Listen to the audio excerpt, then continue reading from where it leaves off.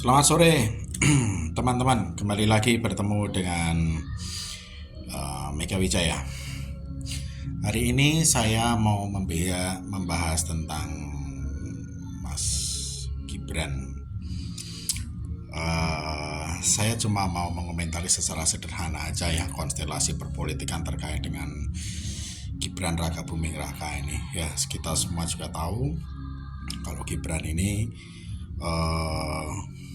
pada saat di Solo pun proses untuk dia menjadi wali kota Solo itu juga menyingkirkan orang-orang yang sudah bekerja secara struktural ya, dan mencalonkan diri secara struktural dan tidak melanggar aturan dari partai. Tapi kemudian entah bagaimana caranya tiba-tiba dengan langkah-langkah taktis di mana di situ disinyalir ada bumbu kekuasaan ya, dan juga disinyalir juga ada yang namanya pengaruh-pengaruh dari banyak pihak. Akhirnya Gibran berhasil mendapatkan posisi sebagai wali kota Solo, dan dari prosesnya kita lihat itu sudah bukan suatu proses yang sesuai dengan ADART dari PDI Perjuangan. Lalu kemudian dia bekerja selama lebih kurang 2 tahun ya begitu. Ya, itu pun juga disinyalir juga dia mendapatkan proyek-proyek besar itu juga dari pusat ya, juga karena ada kaitannya juga bapaknya sebagai presiden dan juga ya namanya orang yang masih berkuasa otomatis orang-orang yang di bawahnya ya siap gerak lah gitu.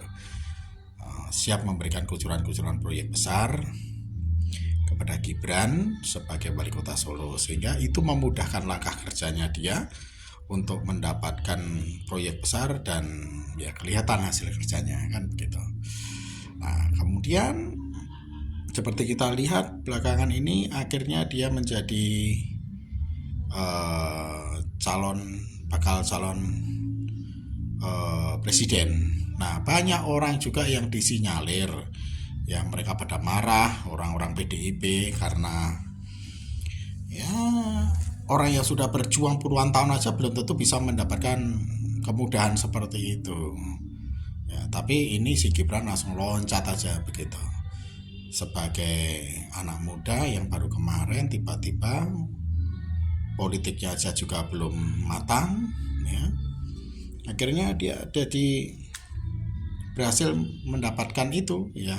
Tapi di tengahnya juga ada hal yang luar biasa, yaitu apa? Pengesahan umurnya itu juga karena hasil dari konstruksi hukum yang cacat juga. Gitu kan? Ya dia mendapatkan privilege dari Pak Anwar Usman ya sebagai pamannya ya.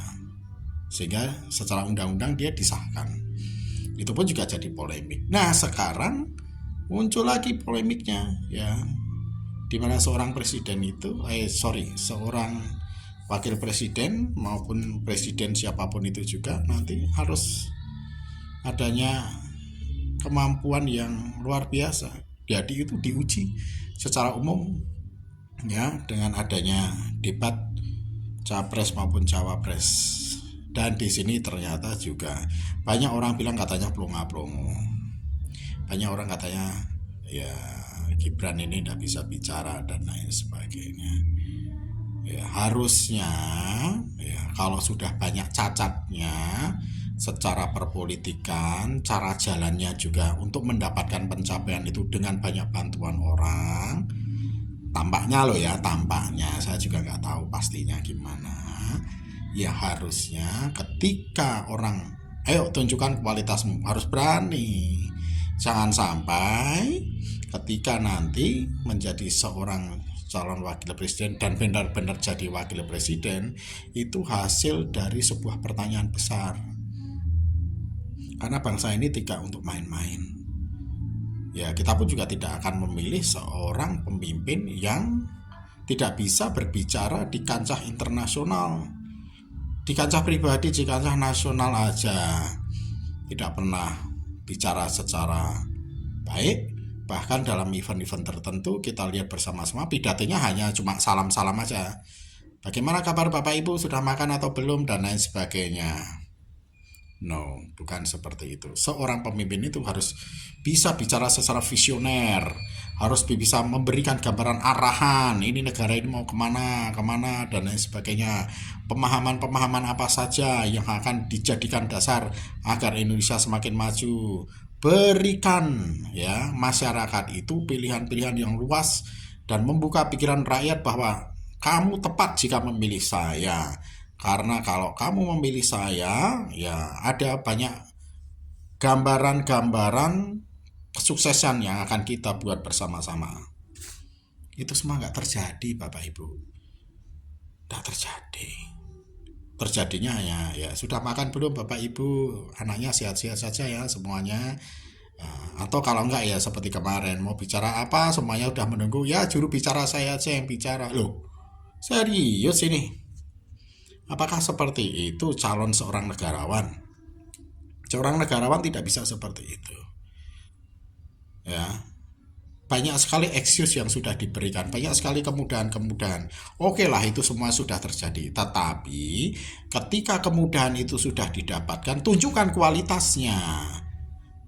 Jangan ketika sudah kemudahan itu didapatkan, ya, tapi kualitas tidak ditunjukkan. Nah, ini akan membuat masyarakat Indonesia berpikir 2 kali untuk memilih Mas Gibran. Atau kalau misalnya suatu saat jadi wakil presiden,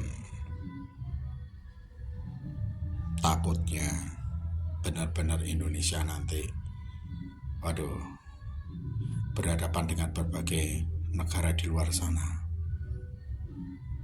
Bukan jadi macan Asia lagi, tapi jadi kutub Asia.